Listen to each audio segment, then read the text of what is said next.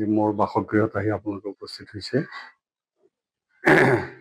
মই আচলতে আজি কংগ্ৰেছ দলত 50 বছৰ কাম কৰাৰ পিছত আজি দলৰ পৰা অব্যাহতি ল'বৰ কাৰণে এটা সিদ্ধান্ত গ্ৰহণ কৰি সেই সিদ্ধান্ত আপোনালোকক জনাবৰ কাৰণে মাতি আনিছোঁ।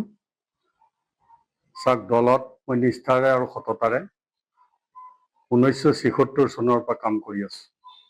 তাৰ আগতে 1972 চনত মোৰ দেউতা তেতিয়া মণ্ডল কংগ্ৰেছৰ দায়িত্বত আছিলে ইয়াত। তেতিয়া মই ইয়াত বিশ্বনাথ চাৰিআলিত বিশ্বদেৱ শৰ্মা আৰু কোষেশ্বৰ বৰাৰ মাজত ফাইট হৈছিল। বিশ্বদেৱ শৰ্মাৰ পক্ষত কাম কৰিছিলোঁ তেতিয়া। গতিকে এনেকুৱা দীঘলীয়া এটা সময়সীমাৰ মাজত সময়ৰ ভিতৰত থাকি দলক মই নেতৃত্ব দিয়াৰ ক্ষেত্ৰত গ্ৰাছৰুটৰ পৰা প্ৰদেশ কংগ্ৰেছৰ বিষয় পাবলৈকে লৈ কাম কৰিলোঁ। আৰু এতিয়া মই দেখিছোঁ যে দলত কাম কৰাৰ পৰিৱেশ নাই। কংগ্ৰেছ দলত কাম কৰাৰ পৰিৱেশ নাইকিয়া হৈছে, পৰিৱেশ বিনষ্ট হৈছে। বিশেষকৈ আমাৰ গৌৰৱ গগৈ ডাঙৰীয়া সভাপতি হোৱাৰ পিছত আমি আশা কৰিছিলোঁ যে দলটো বহুত আগুৱাই যাব পাৰিব, কিন্তু সেই পৰিৱেশটো আমি দেখিবলৈ পোৱা নাই। তেওঁ আচলতে ৰাজনৈতিকভাৱে দলৰ কাম কৰা পৰিপক্ক নেতা নহয়, হ'লেই মই ত্যাগ কৰিবলৈ ওলাইছোঁ।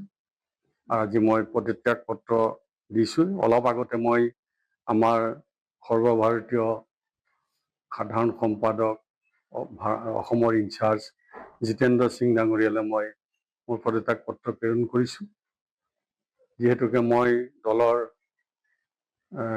অসম প্ৰদেশ কংগ্ৰেছ কমিটিৰ কাৰ্যকৰী সদস্য, সেইকাৰণে মই তেখেতলৈ পঠিয়াইছোঁ। আৰু সংশ্লিষ্ট আমাৰ যিসকল আছে নেতৃত্বত বৰ্তমান সকলোকে মই মোৰ কপি মই পঠিয়াই আছোঁ আৰু প্ৰেছতো মই দিবলৈ আপোনালোকক নিমন্ত্ৰণ কৰি আনিছোঁ। পৰৱৰ্তী আপোনালোক এটা কথা কৈ থ'ব খুজিছোঁ, আমাৰ কিছুমান কথা ক্ষোভো আছে, নথকা নহয় দলৰ ওপৰত। কাৰণ যোৱা যিটো উপনিৰ্বাচন আমাৰ বিহালী সমষ্টিত হৈ গ'ল, এই উপনিৰ্বাচনত মই এজন প্ৰাৰ্থিত্ব প্ৰত্যাশী হিচাপে আবেদন কৰিছিলোঁ। দলে আমাক বিবেচনা নকৰিলে।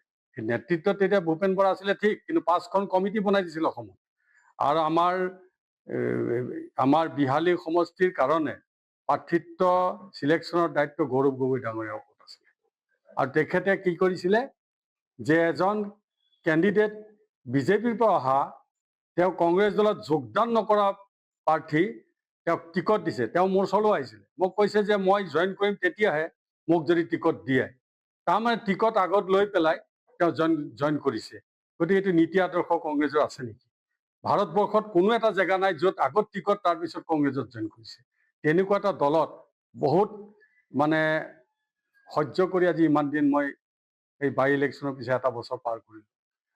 নিজৰ দায়িত্ব অব্যাহতি ল'ম বুলি তেতিয়াই ভাবিছিলোঁ, কিন্তু এৰাব নোৱাৰা কিছুমান কামৰ দায়বদ্ধতাৰ কাৰণে মই যোৱা 20/8/2025 দলৰ সভাপতিৰ দায়িত্ব এৰি মই আজি সম্পূৰ্ণৰূপে দলৰ সকলো দায়িত্বৰ পৰা অব্যাহতি ল'ম।